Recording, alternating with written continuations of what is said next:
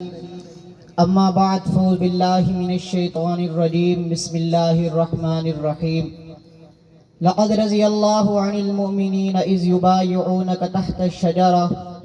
وقال النبی صلی اللہ علیہ وسلم لکل نبی رفیق ورفیقی فی الجنت عثمان او کما قال علیہ الصلاة والسلام صدق اللہ العظیم وصدق رسولہ النبی الکریم۔ کون جانے مرتبہ عثمان ذو النورین کا،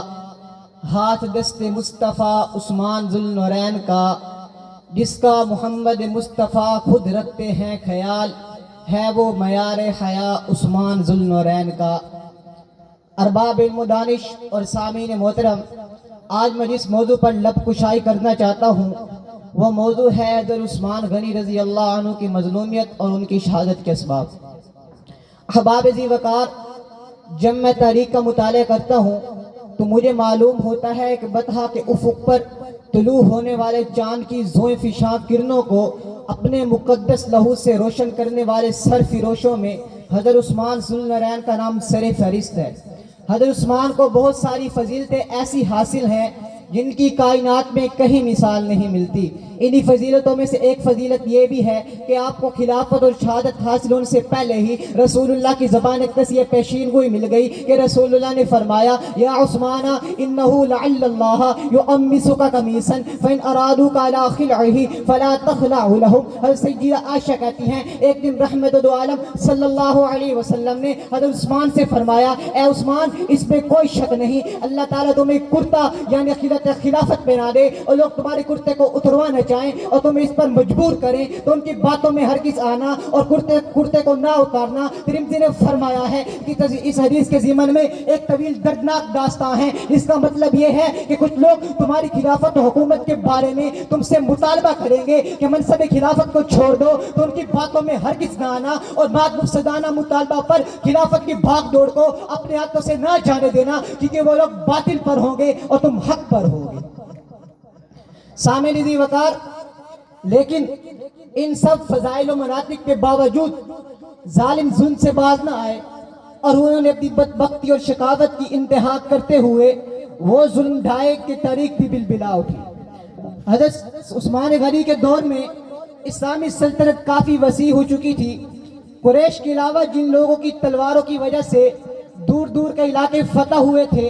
وہ بھی اپنے آپ کو خلافت کا حقدار سمجھتے لگتے ہیں۔ سیدہ عثمان غنی کی حلیم الطبع کی وجہ سے ان کی خلافت کے خلاف شور سے سر اٹھانے لگتی ہیں۔ انہی میں سے ایک سائی کا سرغنہ عبداللہ بن سبا یہودی ہوتا ہے جس نے اسلام کا لبادہ اوڑھ رکھا ہوتا ہے، وہاں پر اقربا پروری کا الزام لگاتا ہے، مختلف گورنروں کے خلاف وہاں کے امام سے جھوٹے خطوط لکھوا دیتا ہے کہ خلافت عثمان کے گورنر عوام پر ظلم کرتے ہیں۔ اسی معاملہ پر بزرگ صحابہ کرام پر مشتمل ایک تحقیقاتی کمیٹی بنتی ہے جو متعلقہ علاقوں میں جا کر تحقیق کرتی ہے، مگر یہ افواہ ہر طرح سے جھوٹی ثابت ہوتی ہے۔ جب ابن سبا کو معلوم ہوتا ہے کہ اس کی سازش ناکام ہو گئی ہے تو بدبخت دوسری سازش یہ تیار کرتا ہے کہ ہر صوبے کے باغی مدینہ کے مسافات میں جمع ہوں گے، پھر یکمشت مدینہ میں داخل ہو کر سیدنا عثمان کی معزولی کا مطالبہ کریں گے، مگر انہیں اس بار بھی ناکام واپس لوٹنا پڑتا ہے۔ بظاہر تو باغی مدینہ سے باہر نکل آتے ہیں مگر وہاں سے باہر نکلنے کا بہانہ بنا کر آس پاس میں رہ کر سازش تیار کر رہے ہوتے ہیں۔ ایک دن اہل مدینہ کی گلیوں میں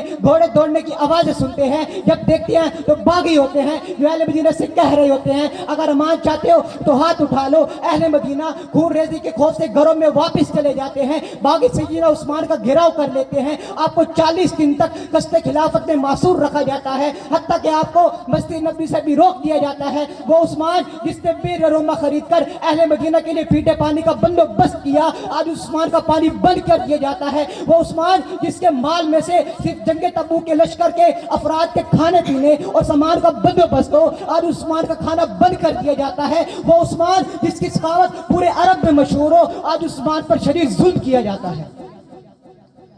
گرامی قدر احباب، صحابہ کرام باغیوں سے قتال کرنے کی بار بار اجازت طلب کرتے ہیں مگر آپ انہیں ہر بار منع فرماتے ہیں اور کہتے ہیں میں تمہیں جنت کی طرف بلاتا ہوں مگر تم مجھے جہنم کی طرف لے جاتے ہو۔ چنانچہ آپ کو 40 دن تک قصد خلافت میں محصور رکھ کے 35 ہجری بروز جمعہ کو قتل کر دیا جاتا ہے۔ باغی گھر کی دیوار سے گھر کے اندر اتر آتے ہیں, آپ کلام پاک کی تلاوت میں مصروف ہوتے ہیں, جب شہید ہوتے ہیں تو خون قرآن کے مقدس اوراق پر گرتا ہے, آپ کی بیوی بھی پاس کھڑی ہوتی ہے, اس کی انگلیاں بھی کٹ جاتی ہیں. ارے مجھے کہنے دیجیے, جب قیامت کا دن وہ عدالت قائم ہوگی جس میں سوائے انصاف کے کچھ نہ ہوگا, تو مختلف لوگ اپنی قربانیاں اور نیکیاں لے کر حاضر ہوں گے, ان میں شہداء بھی ہوں گے. جب باری آئے گی گواہی کی تو کسی کی شہادت کی گواہی تلوار کی دھار دے گی, کسی کی شہادت کی گواہی نیزے کی نوک دے گی, کسی کی شہادت کی گواہی زمین کا فرش دے گا, کسی کی شہادت کی گواہی پھانسی کا پھندا دے گا, کسی کی شہادت کی گواہی بندوق کی گولی دے گی, کسی کی شہادت کی گواہی جیل کی کالی کوٹری دے گی. مگر قربان جاؤں ذوالنورین تیری قسمت پر, جب ان کی باری آئے گی تو ان کی شہادت کی گواہی اللہ کا قرآن دے گا. آخر میں کہنا چاہوں گا کہ یہ رتبہ بلند ملا جس کو مل گیا, یہ رتبہ بلند ملا جس کو مل گیا,